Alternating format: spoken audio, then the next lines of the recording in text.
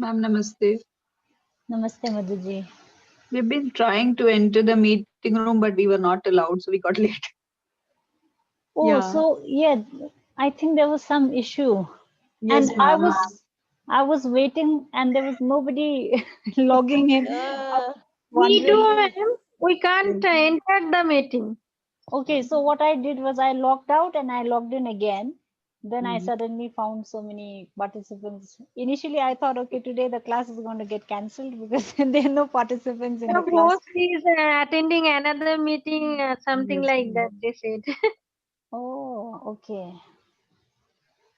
Okay, Uh, I'm sorry about the issue. I think there was some technical issue then. And I was just wondering, there was no one logging in. It was already three past, 2 or 3 minutes. So I was just wondering. So I logged out and I logged in again. I'm uh, sorry. I don't know what happened. Ma'am, I have a question. You need not answer right now. You can tell later because we are late also. Hmm. I'm doing a study on in which I'm trying to understand that Hindu temples have a lot of science behind it. Okay. There are some temples where sunlight falls and then it describes the entire calendar, sun calendar. So, do you know anything related to science in Buddhist structures? You can tell me later also, no problem. Okay. Buddhist structures. Yes, ma'am. Because stupas were also made with a lot of calculation. If you see the structure, it is like it's like a semicircle, and then when you come on to practical dimensions, they are very strict. Strict in the sense, there's no approximation.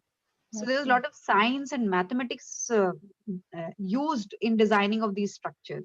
At least for Hmm. temples, I'm sure because I've studied some temples and I've visited them also. So if any Okay. such study has been done in past, I checked it online also. But I'm Hmm. asking you personally, maybe it will make a difference. That is Okay. Okay. I never delved into this. why. Yeah, I think you're talking about a sun temple, right? In South Yes, India. ma'am. Sun temple Yeah. is there, and there is one temple in Sringeri, which is from 1300 date. And when Hmm. you enter from the east side, there are columns. There are columns arranged like almost like a circle. And then when the sun rays fall, the sun rays are exactly falling based on the Rashi. I mean, let's say Capricorn, and we Okay. say Mesh, Makar in Hindi. We say so Hmm. they exactly fall based on the solar movement. Okay. So I'm just trying to understand because Buddhist science is, I mean, beyond our expectation. It is too much. So I'm sure this was used in some of the structures somewhere, even though those structures are not existing. So do we have access to those documents? Because you have access to a lot of unique text we are learning. That's why. Okay. I don't know about structures, but Buddhist astrology is definitely used in finding the next reincarnation. Okay, okay, okay, ma'am. Thank you, ma'am. Yeah. So the directions and everything you have to follow the astrology, Uh-huh. the calculations. So based on that, some signs are left by the previous lama, the lama who Ma'am. passes away. Before passing away, they leave some signs. So based on Okay. those signs, they do the calculation, and then based on that, they go to that particular direction to find the next reincarnation. So these are, yeah, there is science behind it, definitely. But I Mhm. don't know about temple, the monasteries and temples. But okay, one thing I can uh, I think it's the documentary called The Sun Behind the Clouds. Oh. If I'm not mistaken, I'm not very sure, but there's a beautiful documentary. I think it's that Uh-huh. where His Holiness is taking, he's circumambulating around the Mahabodhi Stupa in Bodh Gaya, Bihar, Okay. Mm-hmm. and His Holiness he's telling the person that he's standing at the center of the universe. Yes. That's what he says. Huh.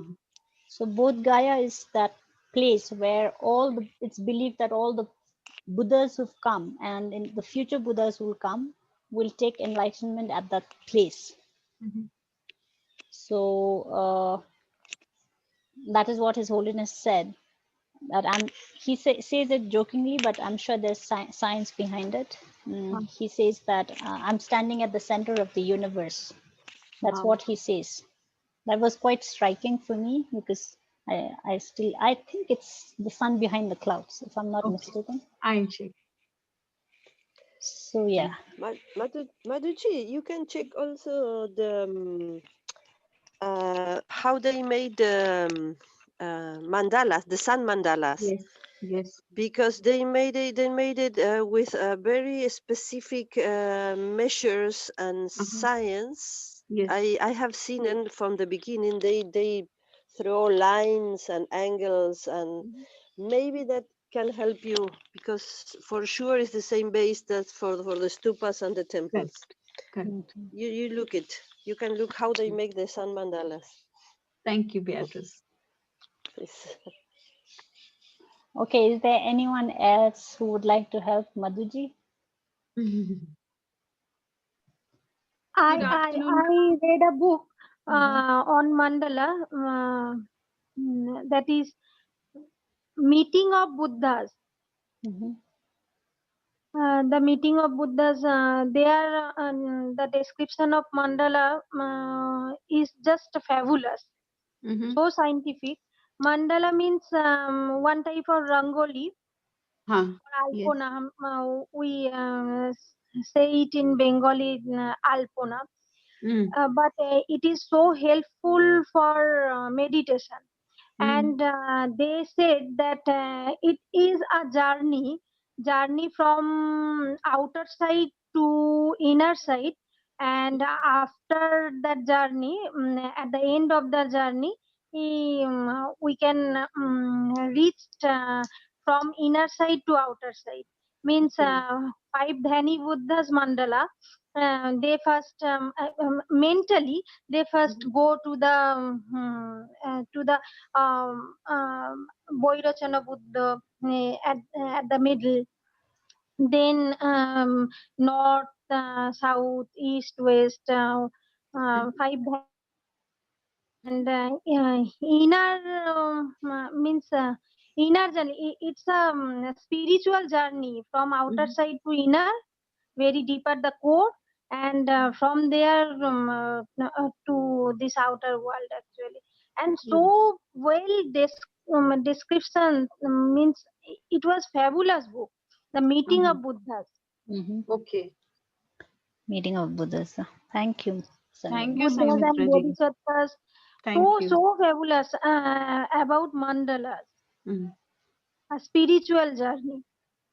Okay. Thank you. All right. Good afternoon, the rest of you.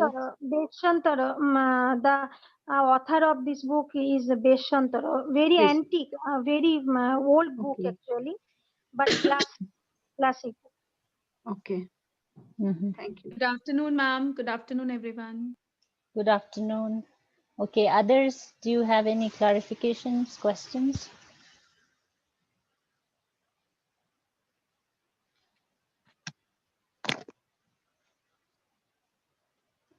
So we started Chittamatra school on Monday, day before yesterday.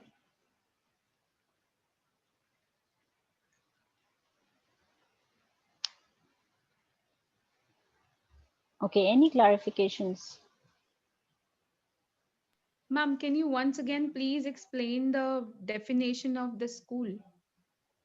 Okay. Okay, so what did you write as the definition? A Buddhist tenant holder who Mhm. does not accept externality Mhm. but asserts the other powered nature to exist as truly. Mhm. Okay, so if you read the definition, how many points? What are the highlights? First is it's the Buddhist tenet holder. Yeah. So you need to know what is a Buddhist tenet holder. So a Buddhist tenet holder is one who accepts the four seals of the Buddha. Yes, yeah. So I think we did this day before Yes. Yes. extensively. The Yeah. four seals, all composite things are impermanent. All contaminated things are of suffering nature. Nature. Third seal is everything is of the nature of emptiness and selflessness. And the fourth is transcending sorrow is absolute peace. So these four seals, anybody who accepts Buddhist four seals, they are called the Buddhist tenet holder. So Chittamatrans are a Buddhist tenet holder who does not accept externality. So, okay, externality, okay, the example that I gave was of the dream, right? In dream, you talk about you're dreaming and you are not aware that you're dreaming. So in your dream, you say that I went to my neighbor's house at 3 a.m. Sorry, at 3 p.m. At 3 p.m., I went to my neighbor's house, right? So you enter your neighbor's house at 3 p.m., let's say. So there's this concept of going inside and outside. And then you say, I left or I came out of my neighbor's house at 5 p.m., right? So there's this concept of inside, outside, external, internal. So these concepts, everything happens in the dream. But when you wake up from the dream, this concept of internal, external, everything is just illusion. It's not really there. So externality means like you are in your dream and you see things and you're not aware that you're dreaming. So when you're not aware that you're It's dreaming, a, yes, ma'am, it is a kind of an illusion. yes, it's like an illusion, of course. So in reality, it's an illusion, but for the person who has this ignorance, there is externality. So Chittamatrans, they say they do not accept externality. So those who believe in externality, they are ignorant. They are the suffering beings. That's according to Chittamatrans, right? And then they assert that the other powered nature exists truly. Okay, so have all of you got the three natures? We did the classification of phenomena, right? Okay, is there anyone who would like to tell me the classification? How did we do the classification of phenomena according to Chittamatra school? Ma'am, can I? Yes, sure. Phenomena, we divided it in existence and non-existence. Mm-hmm.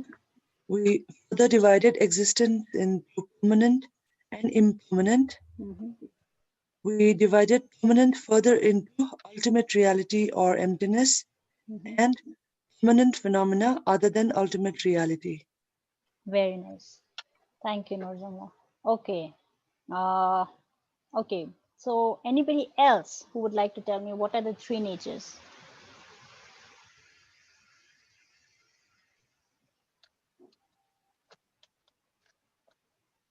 Yes. Ma'am, may I? Yes, sure. It's imputed nature, Mm-hmm. other powered nature, Yes. thoroughly established nature. Okay. Imputed nature, other powered nature, and thoroughly established nature. So Chittamatra school talks about these three natures. So whatever exists in the universe, according to the Chittamatrans, they put them in either of these three natures. And then we did the categorization as well. Okay, so anybody else who would like to tell me what falls under the imputed nature according to the Chittamatrans? After we did the classification, and yes. Non-existence, Mm-hmm. and the second is permanent phenomena other than ultimate reality. Very nice. Okay. So non-existence and permanent phenomena other than ultimate reality, we put them under the category of imputed nature, right? And okay, anybody else? What have we put under other powered nature? Someone else who's not spoken yet.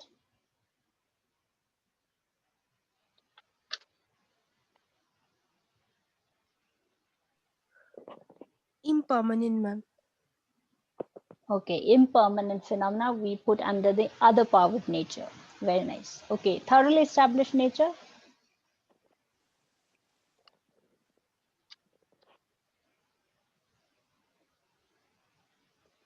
Ultimate reality.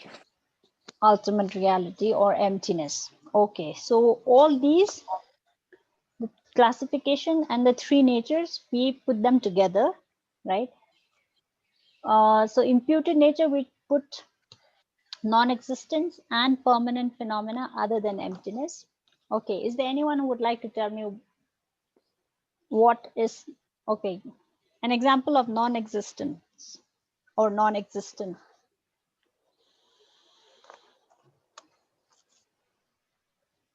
Okay, we all need to know what does non-existence mean?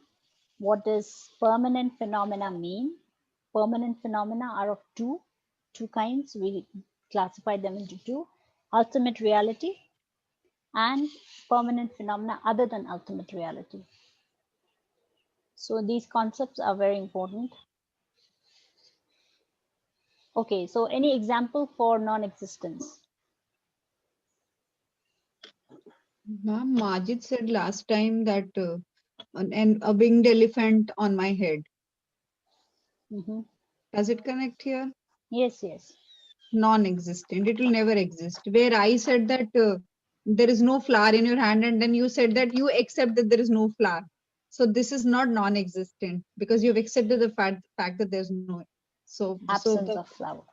absence of flower. Yeah. So this is wrong, but the elephant thing is correct. Yeah. Okay. So is there anyone who would like to tell me what is the definition for existence? I had given a one-line definition for existence. Okay, how do you define? Sorry. Which is posited by valid cognition. Okay. But valid mind. But valid mind. Okay. So anything which is posited by a valid mind or valid cognition, valid cognition is existent. So how do I know that this pen is existent? You have to apply the definition. That which is posited by a valid mind. Okay, so is this pen existent? Yes. Okay, somebody who Yes. hasn't. Yes. Okay. I'm sorry. No. Okay, someone else would like to tell me how is this pen existent? Okay, someone who's not spoken yet. Yes. Yes. Direct perception. Sorry? We can see it through direct perception. Very nice. So what is your direct perception that says that this is a pen? Which direct perception? Valid mind. Okay, it is a valid mind, but which valid mind? How many types of direct valid cognitions are there? Going back to Buddhist psychology. Anybody?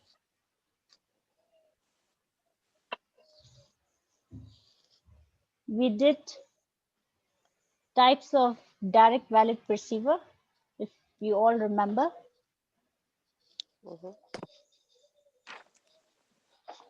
Okay. Okay, so when I'm asking you questions, one thing I'd like to tell you all, don't pressurize yourself. In the sense, don't think that, okay, so I forgot that definition, I forgot the classification, not like that. Try to apply, when I'm asking the question, how do you know that this is a pen? Try to apply to yourself. How do I know that this is a pen? Because I see it. Yes, because you see it, right? I see it. So when you say, I see it, what is happening is your eye consciousness is seeing it. And eye consciousness is what? Eye consciousness is one of the five sensory consciousnesses, right? So you apply in this way. Don't feel how do you say? Okay, so when I ask you what are the divisions of the direct valid perceiver? Sense and mind. Yes. Mind. Mental direct. So when I ask you all the question, how many types of direct valid perceivers are there, then you may feel like, okay, in a classroom we are actually conditioned to think that way, and then we, even if we know the answer, we'll stop ourselves from knowing the answer because we don't apply it to ourselves, right? So if I ask you, how do you know that this is a pen? Because you can see it. It's very simple, right? And when you say you can see it, seeing is done with your eyes, and eye is a part of your eye consciousness, one of the 5 sensory consciousnesses. So I think the the 5 senses is even the middle school kids will be able to tell. Eye, ear, nose, tongue, even the kids study, right? Yes, yes. These are the 5 doors. These are the 5 doors with which we interact with the world. And the 6th is the mental, right? Mental consciousness. So we have these 6 consciousnesses. This we had done. And I think if you go back to the group, the WhatsApp group, I shared a PPT with different slides. In one of the slides, we have the 18 sources, right? 18 sources, 6 consciousnesses, 6 elements, 6 sources. So if you see that classification, there are 5 sense consciousnesses plus the 6th, which is mental, right? So my eye consciousness is seeing this pen. That is why I know that this is a pen, and eye consciousness is a valid cognition, right? Okay, so going back to how many types of direct valid perceivers are there? Okay, so technically speaking, the sensory direct perceiver, right? Sensory direct perceiver, which are the 5 senses: eye consciousness, ear consciousness, nose consciousness, tongue consciousness, and body consciousness. Tactility, yeah. So these are the 5 plus mental consciousness. And then, okay, so Chittamatrans, they talk about, okay, sorry, Swatantrika, do they accept the self-cognizant mind? Yes. Yes. They reject. Sorry, they No, they accept. Vaibhashikas reject, right? Yeah. And Yeah. Sautantrikas Swatantrikas accept. accept. So Swatantrika, for Swatantrika, self-cognizant direct perception is also a direct perceiver, but not for other schools. So for Chittamantra also Chittamatra no. also. Chittamatra and Yogacara Swatantrika Madhyamika. So that is another type of Swatantrika Madhyamika. So for Chittamantra, they do not accept the self-cognizant mind. They do not accept Chittamantras. They do not accept. Okay. Okay. So 5 sensory consciousnesses is one of the direct valid perceiver. Self-cognizant mind is also another direct valid perceiver for some of the schools. And the last one, anybody, if you remember? Yogi valid perceiver. Okay. Yogi valid. Yogic. Yeah. Yogic direct valid. Yogic valid direct perception. Yeah. Okay. Yogic valid perceiver. Direct valid perceiver. So, all right. So where was this coming from? Okay, I was asking the definition of existence. Going back to the definition of existence. Okay. So what is non-existence is that which is not cognized by a valid perceiver, right? So the example, elephant on the head. There's no elephant on the head. That's not something that is that can be cognized by a direct perceiver, valid perceiver. Valid perception of cognition. Okay. And any example of permanent phenomena other than emptiness?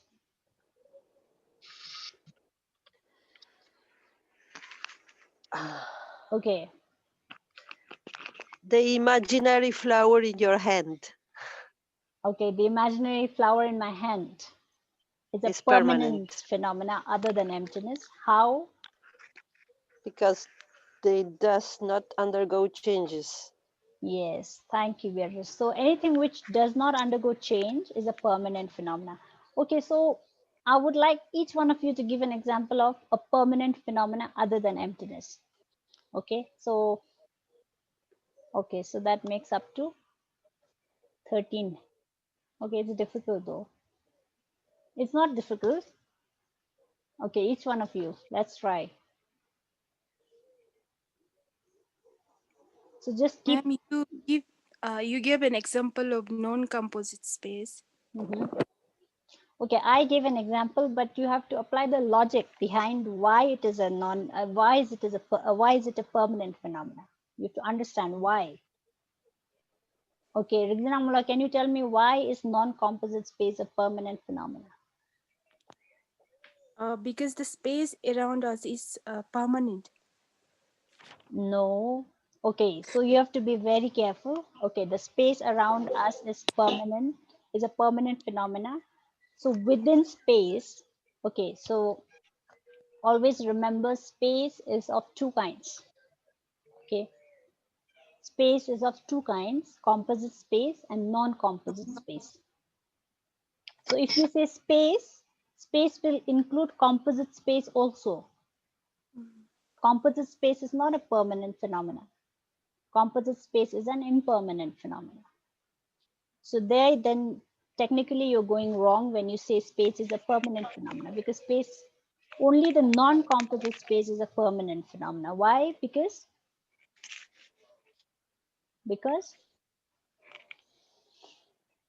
yes, Rizamula, would you like to try? Why is this non-composite space a permanent phenomenon? Because we can't break it up.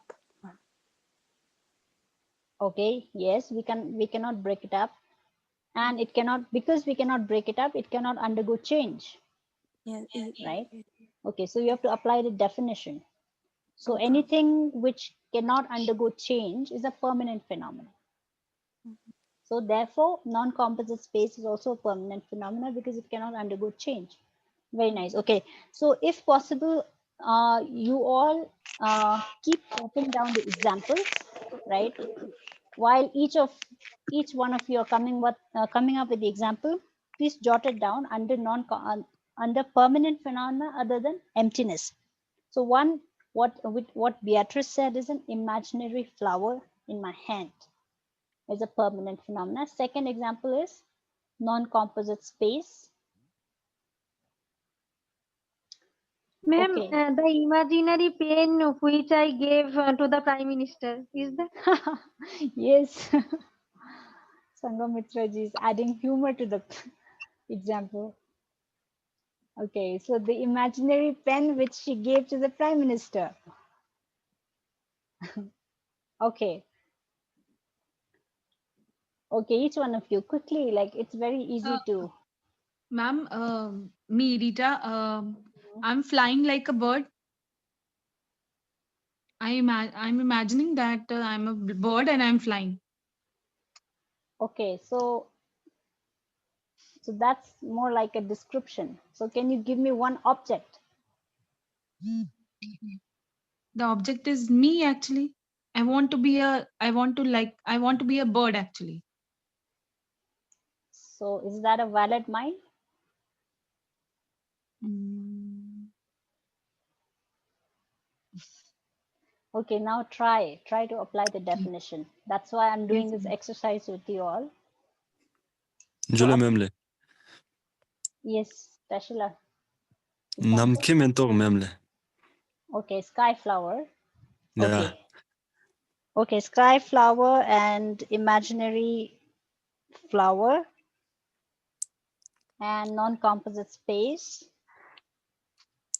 Okay. Ritala, you have to explore your example. Yeah, sure, ma'am. You need to first ask. Okay, let me ask you again. Is it a valid mind? Rita flying. The flying Rita. The flying Rita, is it a valid mind or an invalid mind? It's not valid, I think. It's Yes, not a so valid that is mind. non-existent. Yeah. That's not a permanent, because permanent phenomena, they are existent, right? Yes. Okay. Anyone else? Okay. Each one of you have to give an example. It's very easy. Ma'am, I wrote that past can be a Oh, permanent. sorry. Okay, past is permanent. Yes, according to Madhuji, you may be a Swatantrika follower or Chittamatra. Swatantrika, Chittamatra, and Swatantrika Madhyamika. These three schools, they say that past is permanent. Swatantrika, Madhyamika, and Chittamatra. Swatantrika, Chittamatra, and Swatantrika Madhyamika. These three schools, they say that past and future are permanent. So if you are a follower of one of these schools, then according to you, yes, past is permanent. You can say that. Ma'am, why the other schools don't accept it? Don't accept it. Yeah. Because for them, past, present, future, all three are impermanent. Why past is impermanent? It's already happened, no? You can't change the past, right? It cannot undergo change. That I don't know. I don't have an answer. But they say the past doesn't exist. Ultimate past, present, and future. Past, present, and future. You cannot define when is past, when is present, when is future. Yes. They say most kind Okay. of that. Okay, so what Prasangika says, let's say, okay, let's say we talk about, let's say we talk about 1 minute. 1 minute has 60 seconds, right? And then if you just take that 1 minute, it has 3 parts: past, present, future, right? And you remove the past and the future, you bring the present. Again, this present has 3 parts: past, present, future. You remove the past and the future. Again, the present. Keep breaking it down. You'll not find the present moment. So Prasangika would give such an argument. Okay, so past. Okay, according to Madhuji, past. Okay, others? Nursamla, Padmalandrol, Saindrol Kala, Ridzinangjol, Rajdeep, Majid, Soundromala. Okay, each one of you quickly. So, yes. Future, ma'am. Sorry? Future. Okay, future. So, Soundromala and Madhuji are follow either of those 3 schools. Okay.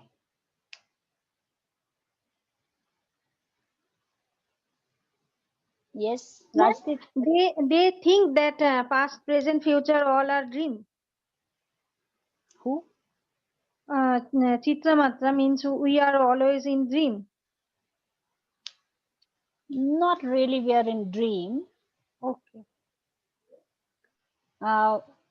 Okay. So what Chittamatrans are saying, that we are like we are in a dream. We are not aware that we're dreaming. So we see externality, but they don't accept externality. So dream is just an analogy. You have to understand as an analogy. Example. Okay, the rest of you quickly, then we'll go on to the next. Okay, what about absence of flower in my hand? Isn't that a permanent phenomenon? So there are many: absence of dog, absence of cat, absence of so many absences, right? So we have ample of examples. We just need to apply the definition. Ma'am, can I give one example? You already gave sky flower. Okay, another one. Ribong Racho, ma'am. Yeah, that is okay. Horns of a rabbit. Yeah. Horns of a rabbit is non-existent. Oops, sorry. I'm so sorry. Okay, so Tashi is making me confused. Horns of a rabbit and the sky flower are non-existent, not permanent phenomena. Yeah, ma'am. Yeah. So I'm asking examples of permanent phenomena. Okay, ma'am. Basically, all that is absence. Yes. Absence of everything, Yes. So Tashila's examples, both the examples that Tashi gave, sky flower and horns of a rabbit, they are non-existent. They're not permanent phenomena. Okay, let me reiterate. Sky flower, horns of a rabbit are non-existent. They don't exist. They cannot be posited by a valid mind. absence of everything that exists.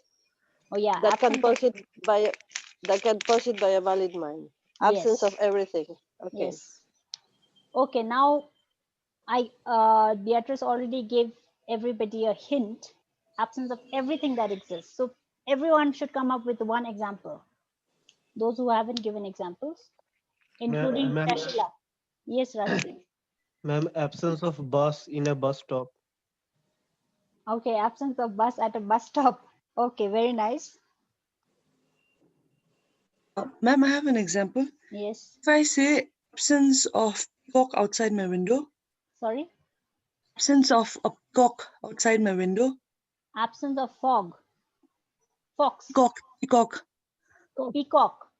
Yes, ma'am. Hencock. Yeah. Okay. So, because of the temperature, peacock cannot survive here. So does it become? It has never been that peacock is there here. So does it become non-existent or like still a permanent phenomenon? So you have to talk of a particular instance right now. Okay, ma'am. So absence of peacock outside your window right now. Right now. At this given moment. That's a permanent phenomena other than emptiness, because absence of peacock cannot undergo change. Right? Okay, absence of a peacock outside your window.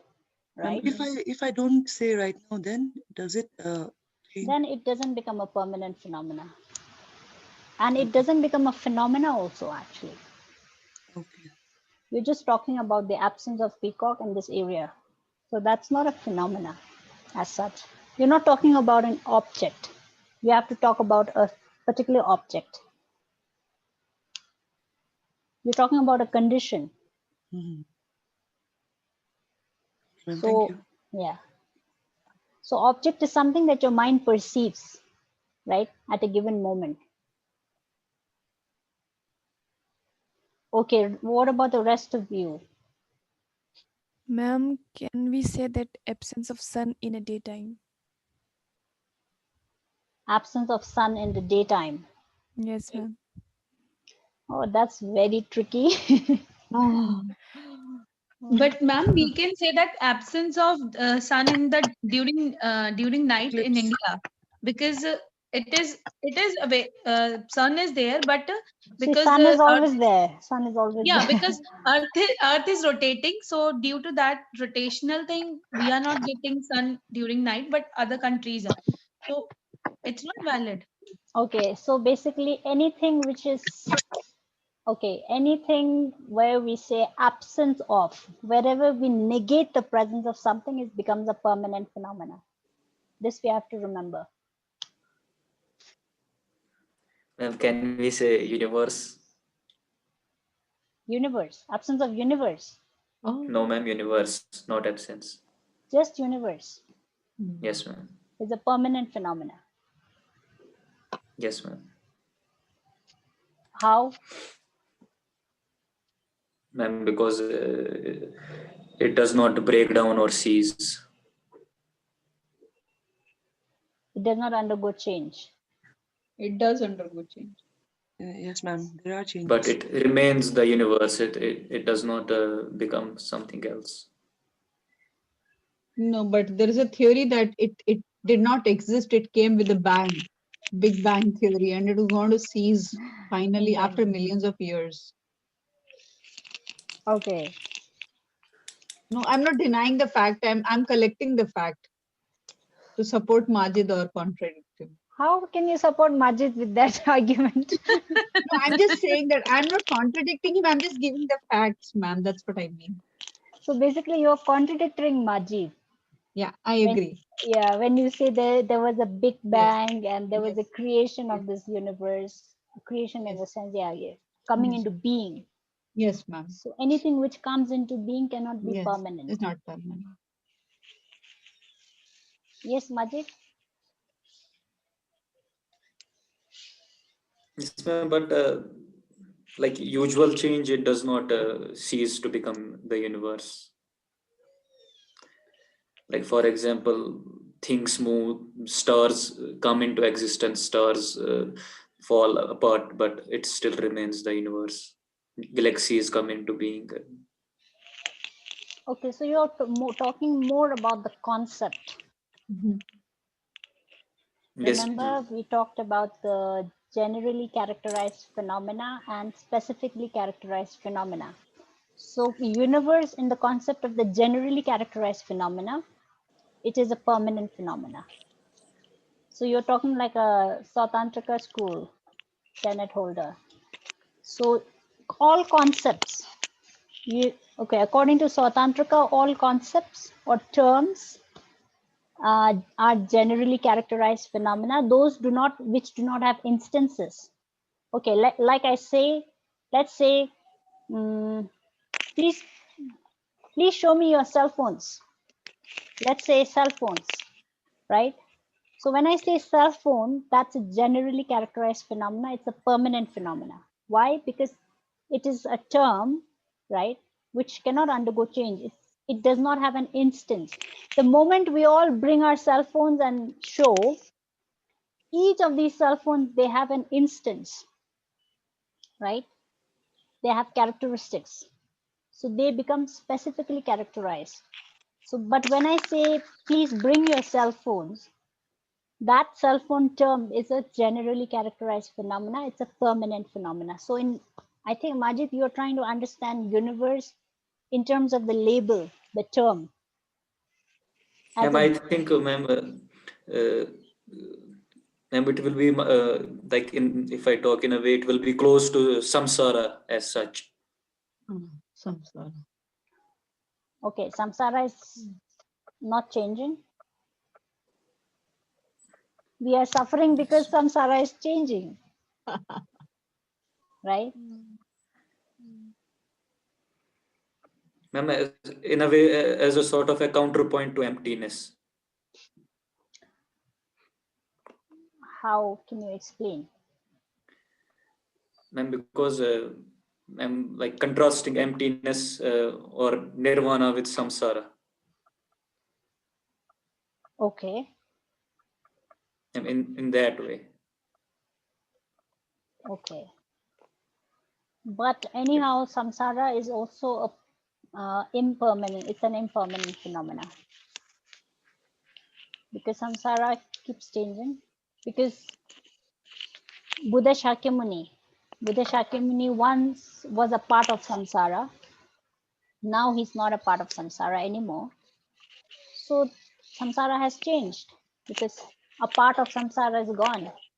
Tomorrow, if you become a Buddha or we all become Buddhas, we are not a part of that samsara. So that samsara has changed. It's changing actually every moment. So in that sense, it's an impermanent phenomena.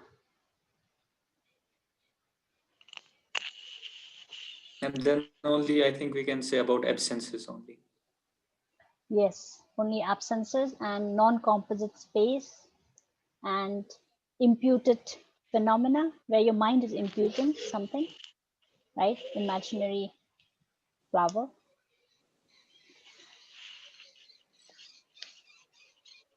Okay. Okay, what about others? So why we are doing this exercise is because so we learn to see phenomena, how they exist, right? Whether something is existent, something is non-existent, So these are the realities. So as long as we know the reality of the phenomena, so when the mind comes in contact with the reality, then there's happiness. When the mind comes in contact with delusion or ignorance, then there's suffering, right? So we need to understand the reality, what is existent, what is non-existent. So somebody, let's say if you go to a psychiatric ward, right, you see people with people who are suffering with hallucination.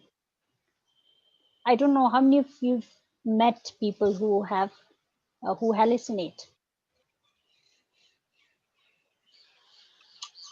Have you seen or at least watched in the movies how people behave when they hallucinate? So you are outside, you see the reality. Okay, now let's imagine all of us seeing somebody who's hallucinating, right? And you are not hallucinating, you are seeing the reality. But for this person who's hallucinating, we all know that somebody who hallucinates suffers a lot, right? Why? Because the person's mind is not cognizing the reality, which is why the person is suffering. But for us who are sane, who are those who, okay, let's say all of us, we are not, we do not have any brain issues, right? Problems. So somebody who hallucinates, they have some brain problem in the brain. So for us, life is easy because we, okay, suppose you are supposed to cross a road at the red light. So for those of us who are normal in the sense, okay, so normal is also, we need to understand normal in many different ways, right? So in this conventional world, normal people who are not facing this problem of hallucination, for us, it's very easy to cross the road at a red light area, red light. We know the signs, right? Whereas somebody who hallucinates, they may meet with an accident, a lot of problems this person will face, right? Or somebody with color blindness, right? There also there's a problem, discrepancy with what the eye consciousness is perceiving, right? Color blindness. So whenever you are in touch with the reality, you are always, it's taking you towards happiness or comfort or let's say peace. But where the object that you're interacting with, that object is something which is not in line with the reality, then you are bound, we are all bound to face suffering. So this is how we need to, so this is the reason why we are analyzing the phenomena. What is the reality? What is existent? What is non-existent? What is permanent but other than emptiness? So these things we are trying to understand, so that ultimately our perception of the world is in line with the reality, right? Okay. Okay, so that was a lot of, okay, so to give another analogy, okay, so let's say to understand the Chittamatra philosophy, let's say there are two groups. Okay, so we are how many people? We are 14 people in the class, right? So let's say 7 of us fall in the group A, right? Okay, so Beatrice, Seringdolkar, Rigzinangmo, 3, Rigzin Yangdol, Sangamitra, Rita, and me. So 7 of us, we are group A.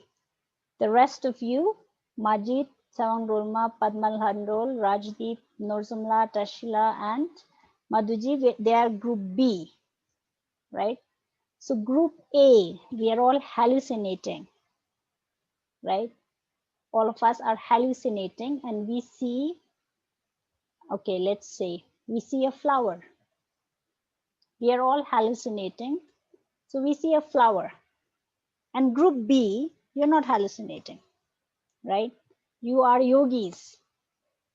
So you do see a flower, right? You do see a flower, but you know that you are dreaming. Okay. So yogis, when they interact with the world, they know that the thing is there, but they know it's coming from their mind.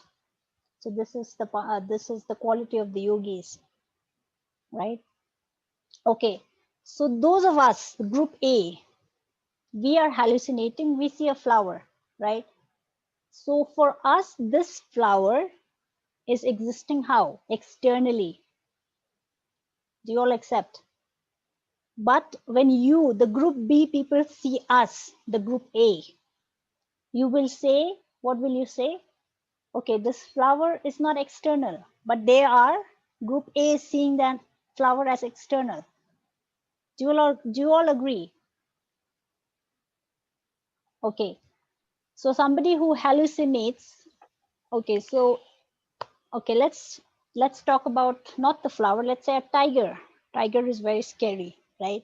So if you're hallucinating, seeing a tiger in the room, in your own rooms, what happens? There's a lot of anxiety, fear, right? So why is there a fear? Because the 7 of us, group A, we are hallucinating, seeing a tiger in the room, and we see the tiger to be real outside there, external, right? So according to Chittamatras, all those who are suffering in samsara, we are like group A. We are seeing something external. And group B, you are all real Chittamatrans who've got who've discovered the emptiness of external reality, right? So you do see a tiger, but there's no fear because you know it's coming from your mind. You're aware of that. So do you see the difference? So Chittamatrans, they reject externality. They say that this tiger is not there in real. It's coming from your mind. This tiger is an illusion. So this is how Chittamatrans. Okay, going back to what I shared before, the mirror and the image in the mirror. Do you all remember? So group B, the yogis, right? For you, okay, the mirror is your mind and the image in the mirror. So whatever you interact with, the things in the world, everything that you interact with, that your mind interacts with, is nothing but the image in the mirror. There's no externality. I know this is a little hard to digest because we are not, this is a very, okay. So if you go to the etymology of Chittamatra school, why they are called Chittamatrans, right? So Chittamatrans, okay, Chittamatra school is also called Yogacara school. Sorry.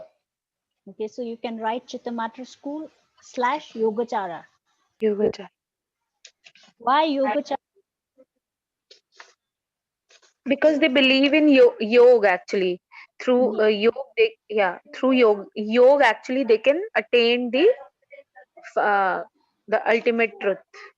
So basically, this philosophy, Yogacara school or Chittamatra school, this philosophy is from the point of the view of the yogis.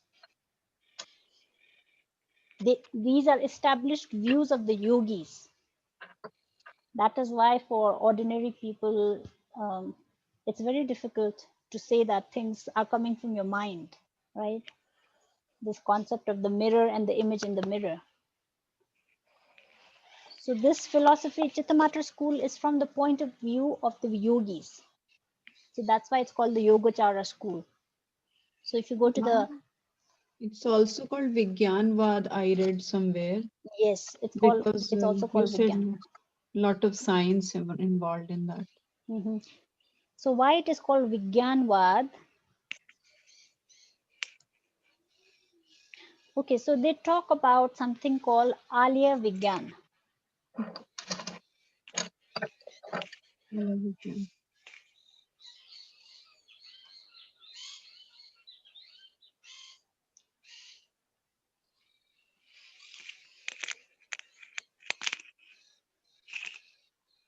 Alaya Vigyan, ALAYA, Alaya. Alaya means storehouse. Storehouse. Yes, yes, storehouse. Alaya. Ma'am, like Vidyalaya, you say Vidya, storehouse of Vidya. Same Vidyalaya is Ale, right? Ale Yes. means. Yes. Sorry for disturbing. No, not at all. Alaya Vigyana. Alaya is storehouse, Vigyana is consciousness or knowledge. How So do you basically, spell Vigyana? Vijnana. Ah, okay, yeah. Vij. Consciousness. Yes, consciousness. So Alaya Vigyana is a very important concept in the Chittamatra philosophy. It's called the storehouse of consciousness.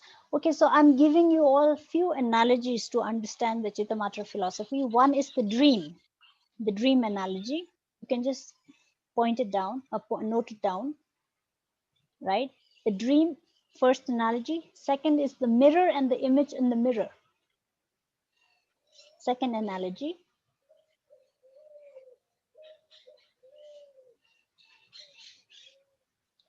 And the third analogy that I'd like to share is they also talk about the ocean. Okay, so when you talk about Alaya Vigyana or storehouse of consciousness, you can relate it to the ocean. So this Alaya Vigyan is so huge. It's a storehouse of consciousness. All your, let's say, all your karmic imprints, everything that you've done in your past life, it's like in a storehouse. So everything is there, right? So ocean is like that storehouse, Alaya Vigyana. And whatever you experience in this moment or in this life, right? All these experiences, mental experiences that you do, right? They are like the ocean waves. Okay, now again, okay, first you can note it down.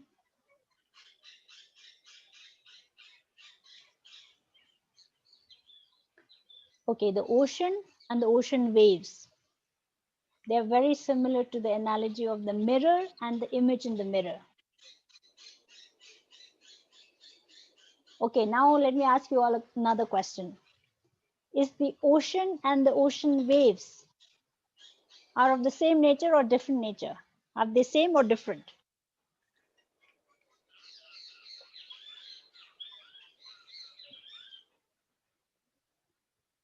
Yes, ocean and the ocean waves, are they same or different?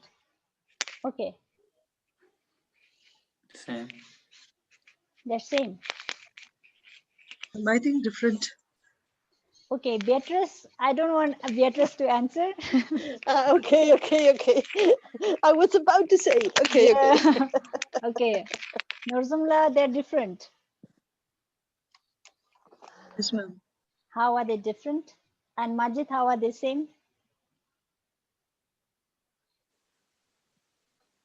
I think they are different because ocean is like too vast, and whenever we describe ocean, we describe it as something calm. But wave is never described as anything calm. It's But then the wave, always where did the wave come from? yes, ma'am. The content is the same, but its nature is different. The main like atom and the composition is same, I would say, but its nature is different. So you're saying substantially they're one. When you're talking about content, you're talking about the substance. Substantially they're one. Yes, ma'am. Okay, and nature-wise, how are they different? Like I just said, the wave can actually destroy the ships and sink the boat and all, but ocean itself actually gives a lot of life, like fish and like to No, the fishermen and everything. but when the ships are destroyed, they're destroyed in the ocean, right? They are sunken in the ocean, but by the wave. But that wave is coming from the ocean. How are they different? And the nature, I thought. Okay. Okay. Majid, how are they same? Ma'am, they are same because we cannot separate them physically as well as mentally. Okay. And ocean is ocean. I think waves are formed due to the. It is scientifically proven that waves are here because of the due to the gravity of moon and all. So without waves, also ocean is here. Without ocean, how can we say that both are they are not interrelated? But yeah, if ocean is here, but the ocean is the most important element, I think. So are they one or different? They are one actually. Without, I think they are one. For me, they are one actually. Okay, Majid and Rital are in the same category. Okay, they are one. Majid says because you cannot separate them, right? Yes, ma'am. We cannot separate them. Rital, you're saying one because? Ma'am, because of this, yeah, they are same because if ocean is here, so due to the gravity, waves are going to be formed. Mm-hmm. Okay. That is why they are same. Okay. What about the rest of you? Rajdeep, what do you think?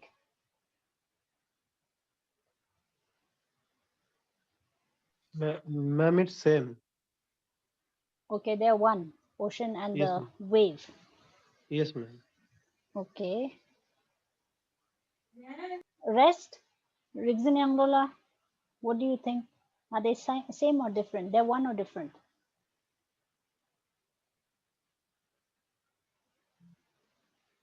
Ma'am, she have answered in chat box. Okay, I'm having some technical issues. Okay.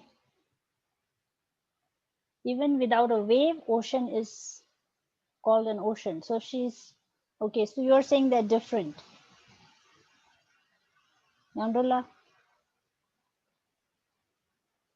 Okay, so from her answer, it looks like she means to say they're different.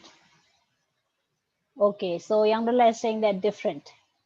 Okay, Nurzumla and Yandola, please find your own partners, your own group. Okay, so different, Nurzum, Yangdol, and who else? Rizanangola, what do you think?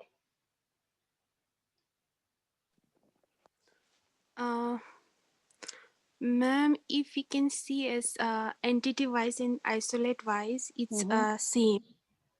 Huh? How? It's Entity wise, they're entity one. wise. Yes, Entity wise, and they're what? they are one. They are Okay. same.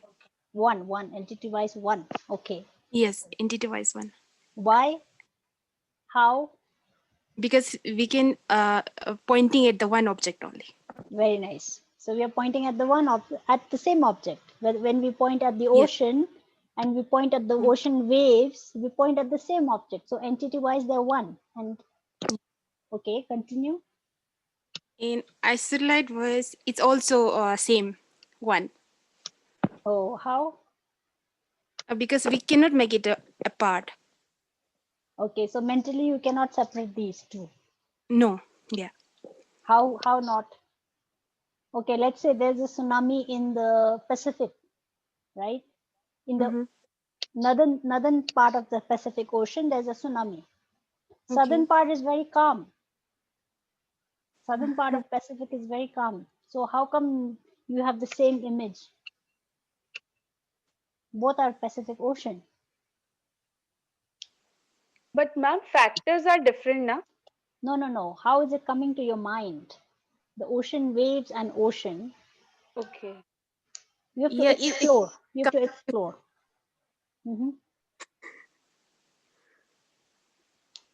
Okay. Okay, now I'll go to Serendol Karla. What about you? Yes, ma'am. For me, same entity wise, it's one, and for from isolate, it's different. Okay, entity wise one, isolate wise different. How? Different. How can I say? Uh, Okay. the way I imagine waves and the ocean, it's totally different. Okay, in your mind, they're different. Hello? Yes, yes, I can hear you. Okay. Sindokala, I can hear you. Yes, ma'am. The way I imagine waves and ocean, it's different for me.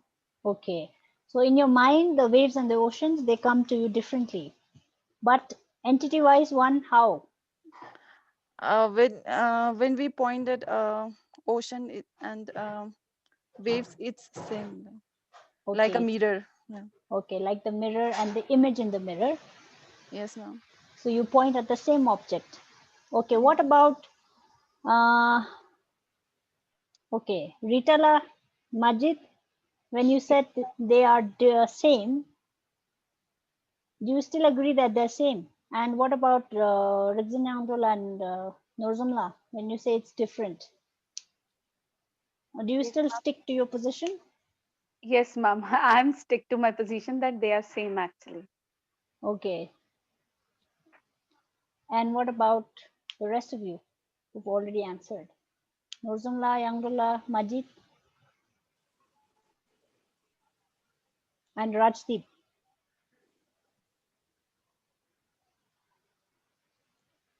Yes, yes, what do you, same answer. Okay. So you're very, okay. Yangdullah is saying her answer is same, right? Okay, so there's a problem when you say they are same, and there's a problem when you say they're different.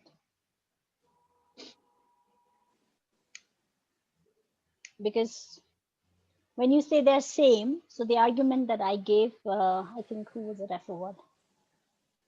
Okay, so let's talk about Pacific Ocean.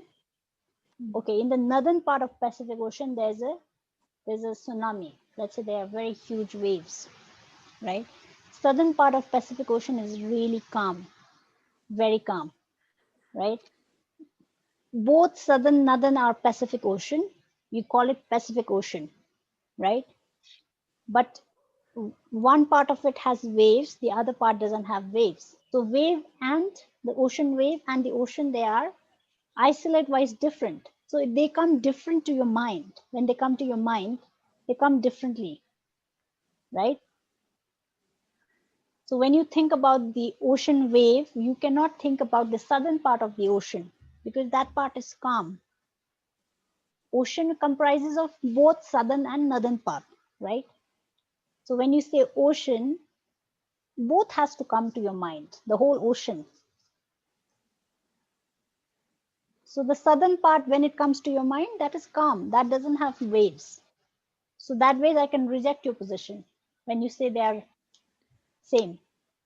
Ma'am, but what I think is that wave is nothing but actually it is the movement of the water on the surface of the ocean. I agree. But why is it called ocean waves and not just ocean?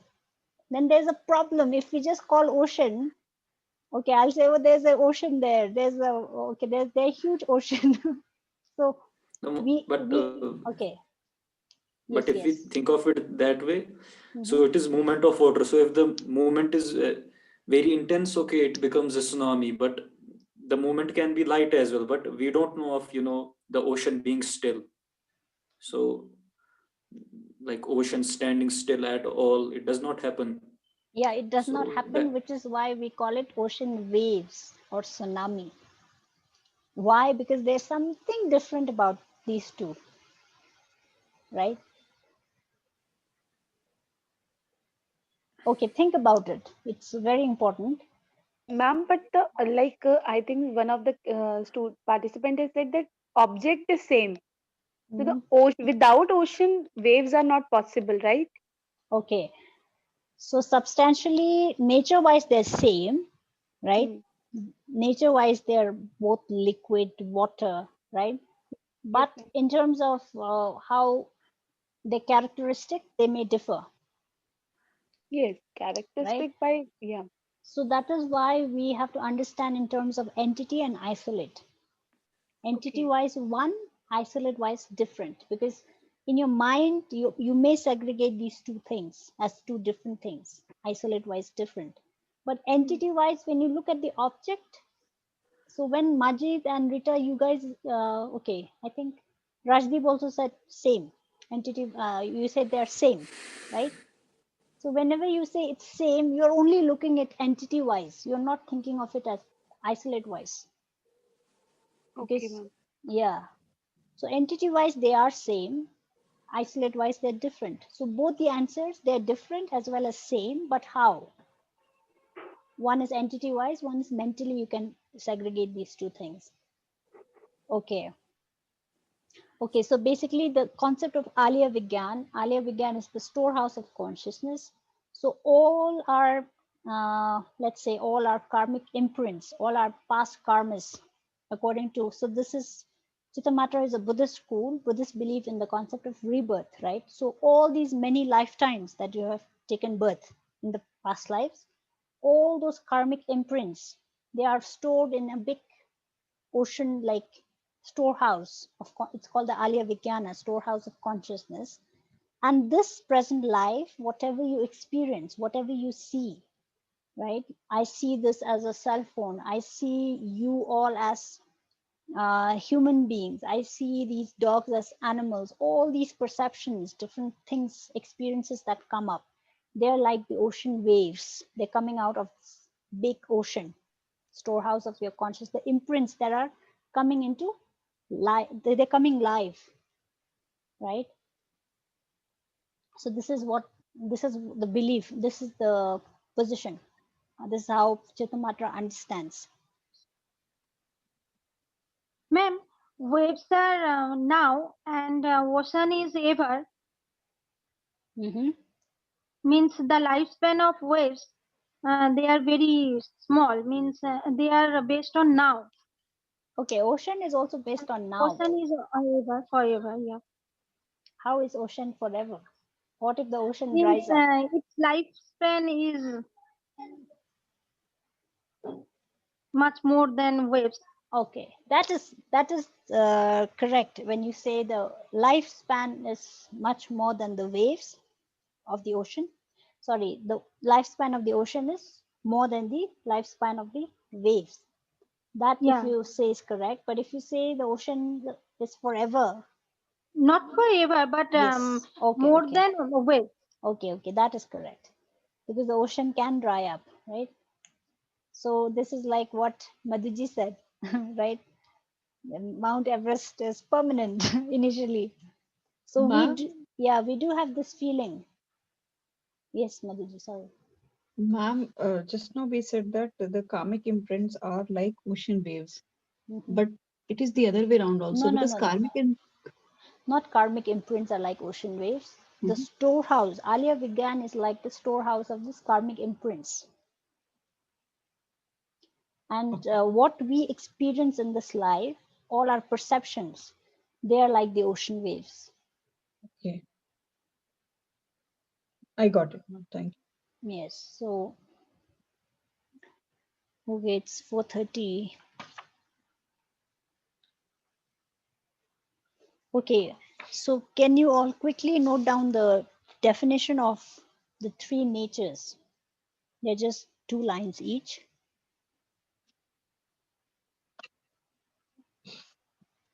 Okay, so the definition of imputed nature.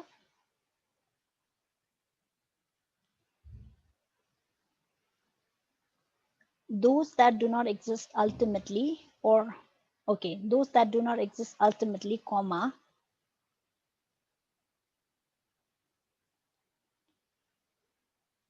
but exist for conceptual minds.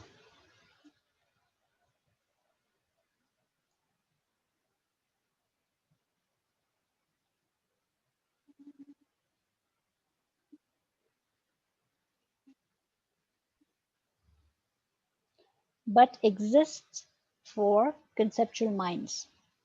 This is the definition for imputed minds, nature, sorry. Okay, so, okay, I'll just repeat. Those that do not exist ultimately, but exist for the conceptual minds. And the definition of other powered nature,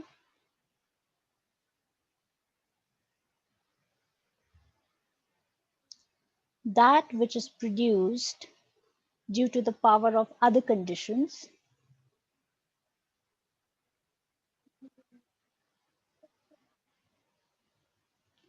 that which is produced due to the power of other conditions and which serves as the basis and which serves as the basis for thoroughly established nature.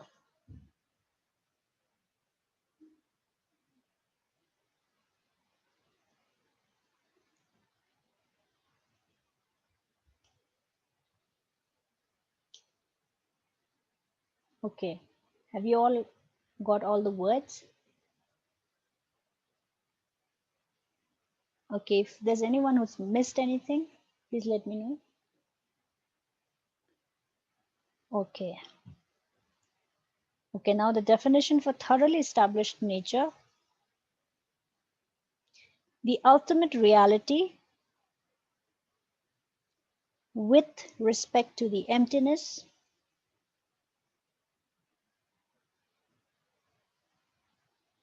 the ultimate reality with respect to the emptiness of the either of the two selfhoods.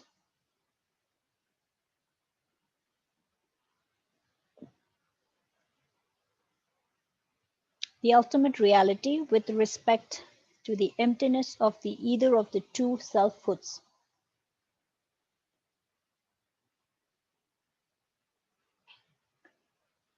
Okay, what are the two selfhoods? Is there anyone who remembers?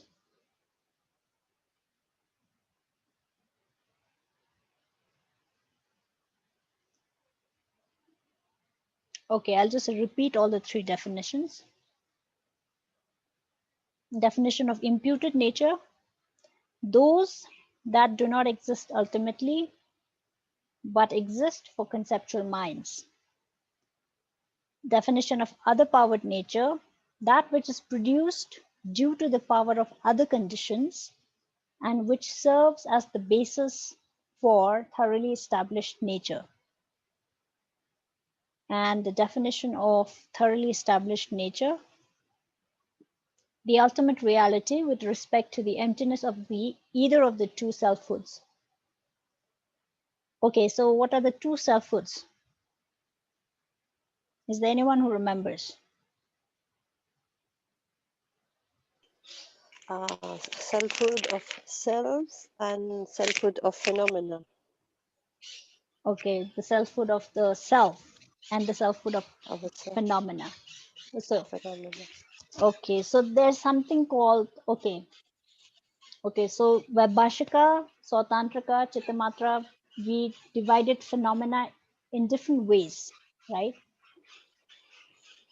And actually there are many ways to classify phenomena. There are different ways, right? Just like we classify, let's say, human beings, we can classify human beings in different ways. We can differentiate between okay, so these days we also accept the LGBTQ, right? So we have this category of male, female, LGBTQ category, right? So this is one way of classifying. So we can classify on the basis of age, 50 below, 50 above, right? So that is another way to classify humans. And on the basis of nationality, we all have different nationalities. So on that basis, human beings can be classified. So likewise, phenomena too can be classified in different ways. So Vaibhashika, they did their own classification. So all the phenomena, Vaibhashika said they either form or permanent or primary mind or mental factors or non-associated composition factors, these 5 bases, right? So that was Vaibhashika's presentation. So likewise, Chittamatra, they divide all the phenomena into the 3 natures, right? Okay, and another way, okay, another very expansive way to classify phenomena is self and other than self, right? All phenomena in this universe can be divided into self and phenomena other than self. So you as one phenomena, the self, and all other phenomena other than you. So that is another very interesting way of dividing phenomena. So, okay, if you all remember, Vaibhashika and Sautantrika school, they talk only about the selflessness of person and phenomena, right? Person other than phenomena. So self or person and phenomena other than person. So everything other than this person is another category. So Vaibhashika and Sautantrika, the first two schools or the lower schools, when I say lower schools, it automatically means Vaibhashika and Sautantrika. So these two schools, they only accept the selflessness of person. They do not talk about phenomena. They do not talk, of course, they do talk about phenomena, but they do not talk about the selflessness of phenomena. They do accept the external phenomena, right? They accept that there is objectively existent phenomena other than the person, but they don't talk about the selflessness of the phenomena other than person. Whereas the moment you touch Chittamatra and the higher schools after Chittamatra, so when you talk about higher schools, you automatically means Chittamatra and the schools above Chittamatra, which are Prasangika Madhyamika and Swatantrika Madhyamika. So these three schools, Chittamatra, Swatantrika Madhyamika, Prasangika Madhyamika, these three schools, they talk about selflessness of person as well as selflessness of phenomena. So they have to, if you want to become an enlightened being, you have to realize the selflessness of person as well as selflessness of the phenomena. Whereas for the lower schools, to come out of samsara, you don't need to realize the selflessness of person, a phenomena. You only need to realize the selflessness of the person. This is a very important point. So the two selfhoods here, when you wrote the definition for thoroughly established nature, the ultimate reality with respect to the emptiness of the either of the two selfhoods. The two selfhoods are selflessness, selfhood of person, selfhood of phenomena. So you have to realize the emptiness of that, these two. So these are thoroughly established nature. Okay, so the next class we'll do under the assertion on the object. We also have other topics like the two truths according to the school, and then the time, the concept of time, and okay. All right, so we'll do this in the next class, the two truths. Okay, any questions before we disperse? Ma'am, I have a question. Like this is school when we talk about, so Vasubandhu, he wrote the 30 verses. Acharya Vasubandhu, yes. Yeah, Acharya Vasubandhu, he wrote the 30 verses, right, ma'am? Yes, So yes. that is based, that particular 30 verses is basically based upon the consciousness only. Yes. And they, yeah, and there are 8 type, yeah, Manas Vigyan, Ala Vigyan, yeah. There are 8 type of consciousness they talk about. Yes. So, ma'am, it is also related with this, where we are going to discuss that also in this Chittamatra school. Okay, so that text, Trimsatika, right? Yeah, Trimsika, ma'am, Trimsika. Trimsika, sorry. Yeah. Vimsatika? Ma'am, Vimsatika is for 20 stanzas, yes. but there are 30 stanzas, which is known as Trimsika. Trimsika. Yeah, Okay, these are two different yes, things. yeah, they're two different. They are both Chittamatra philosophy. Yes, ma'am. Yes. Yeah, so they're based on this philosophy, Chittamatra school. Okay. So I think Acharya Vasubandhu was initially a Chittamatran and later became a Madhyamika philosopher. Yes, ma'am. Yes. Yeah. Because of his brother Arya Asanga. Yeah. Ma'am, they always talk about why they like this school is basically more focused on the consciousness only. They always talk about consciousness, that everything is originated out of your consciousness. Everything is there because of your consciousness. It means that they are just talking about only consciousness. So it means consciousness is such important aspect in this school. Like everything is like when I read the Trimsika, so for one point, at one point of time, even I recognize myself also that they are saying everything is true and there's nothing which is not originated out of our consciousness. Everything is in our consciousness, and that is why we are experiencing all these things. So somehow I experienced some things during my like journey of my study. So ma'am, is it it's kind of a hallucination, or I'm really that when I'm applying these things, so it's like I'm just asking, it's my curiosity that when we are reading and when we are applying the things on our own life, so can we hallucination, like there is some kind of a illusion can create by these things also? So what do you mean by illusion? Are you saying that what Chittamatra is saying, everything is your mind, is an illusion? No. I'm asking you. What you He see? like, yeah, yes. When I read the Trimsika, so I read the translation also and the explanation also. So I applied the explanation on my own life. The examples which I took from my previous life or from the present life also. So I applied those things on my own life. So I realized it ki what they are saying, it is true. And so ma'am, it's like for me, I'm when you are telling us, so the perspective is very different. But I just want to know कि can I speak in Hindi a little bit? हाँ, yeah. Ma'am क्या ऐसा होता है कि जब हम कुछ पढ़ते हैं और जब हम उसे अप्लाई करते हैं, तो हम उन सब चीजों को देखते भी हैं, ऐसा कुछ भी होता है मैम? इट्स रियलिटी में वो चीज हम फील करते हैं फिर? फील करते हैं, नहीं करते हैं, it depends on oneself, right? Okay. So see,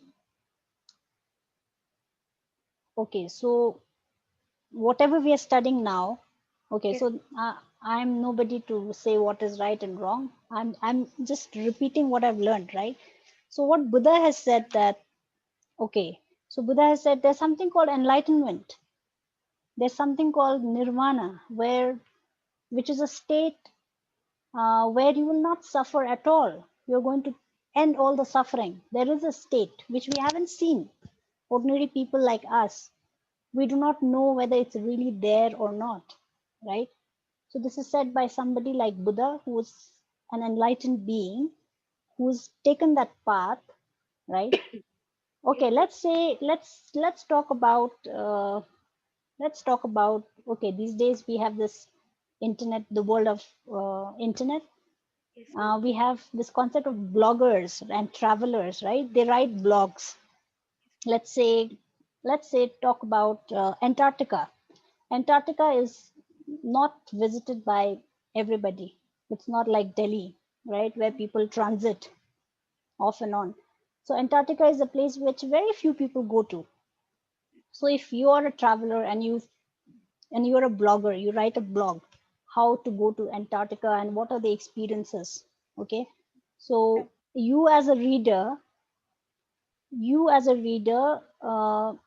okay, so going back to the correctly assuming consciousness. So we all read based on this correctly assuming consciousness that whatever I'm reading may be true, right? With that consciousness, we do our studies. And then you want to go to Antarctica, so you follow this person's guide, whatever he or she has written in the travel blog, right? Yes. So based on that, you plan your journey, right? Yes, ma'am. So it's an individual's journey, right? So I cannot say that what you experience is true or false. Maybe somebody, okay, you're going to Antarctica, so you plan your travel, right? And then you reach halfway, you meet the person, the one who's already been to Antarctica, you share your experiences. This is how I felt. This is what I saw. Is it true? And this person who's already been there, who's done this journey, will be able to tell you that, okay, what you did, what you saw and experienced, it's true. It happened with me as well, right? Whereas somebody who has never taken even the first step towards Antarctica will not be able to tell you. So I'm that that person who hasn't taken that journey yet. I mean, I'm not in a position to say what you experience or what you feel. Only somebody who's already much, on a, let's say, I got your point. spiritually enlightened. So okay, so whatever, okay, after studying Chittamatra, if you've had these experiences that you really feel everything is just your mind, then you may share it with a person or somebody who's already, let's say, a yogi who's already practicing, right? Then that person will be able to guide you whether your perception of things is actually in line with the reality or they are not in line with, it's just your imagination. Thank Yeah. you. Thank you, ma'am. Yeah. At least not me. No, I'm just asking because I thought I should share with you so that you can Yeah. guide. Yeah, but these are okay. So pertaining to your spiritual experiences, at least I'm just a lecturer. I just repeat what I learned, right? So there are some spiritually enlightened beings. We should approach them. Yeah, sure. Thank you, ma'am. Yes. Okay. Any other questions? Ma'am, I just want to share today is my birthday. Oh, okay. Happy birthday. Thank Happy you. birthday to you. Thank you. Happy Thank you, ma'am. birthday to Okay. you. Have a nice day. Yeah. Thank you. Happy Yeah. birthday. Thank All the you. Thank best you. for you. All the best. Yes. Thank you. Thank you, ma'am. May you actually realize all, not Chittamatra, but Yeah. Prasannita. The highest May you intent. actually realize emptiness and nirvana and you get enlightened in this Thank life. you, Bitches. Thank you. Thank you. Okay. All right. So, any other questions?